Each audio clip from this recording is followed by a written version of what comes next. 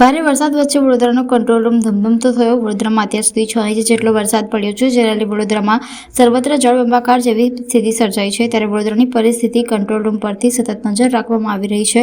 સાથે જરૂર જણાય સ્થળાંતર માટે તંત્ર એલર્ટ છે, તો બચાવ ટુકડીઓને પણ એલર્ટ મોડમાં રાખી દેવામાં આવી છે। વડોદરામાં સવારથી 6 ઇંચથી પણ વધારે વરસાદ થઈ ગયો છે। એના કારણે થોડાક લો લાઇંગ એરિયામાં પાણી ભરાયા છે। મોટાભાગનો વાહન વ્યવહાર આપ જોઈ શકો છો એ પ્રમાણે ચાલુ છે। અહીંયા અમે સીસીટીવી જે કમાન્ડ કંટ્રોલ સેન્ટર છે ત્યાંથી મોનિટરિંગ કરી રહ્યા છે। મેયર, સ્ટેન્ડિંગ ચેરમેન, ધારાસભ્યશ્રી, અમારા બધા મુખ્ય અધિકારી અહીંથી અમે કોર્ડિનેટ કરી રહ્યા છીએ। અને ઓરેન્જ એલર્ટના કારણે અત્યારે લગભગ 6 ઇંચથી વધારે વરસાદ થયો છે। આવતીકાલે યલો એલર્ટ છે, એટલે વરસાદ ઘટવાની સંભાવના છે। તેમ છતાં જો બધા વરસાદ કદાચ વધે સાંજે, તો એની માટે જો કોઈ શિફ્ટ કરવાનું થાય એની માટે પણ અમે સ્કૂલ અને બધી આઈડેન્ટિફાઈ કરી છે અને કન્ડિશન પ્રમાણે આગળની કાર્યવાહી કરવામાં આવશે। પણ અત્યારે અમારી બધી ટીમો ફિલ્ડ ઉપર છે અને કાર્યવાહી કરી રહી છે।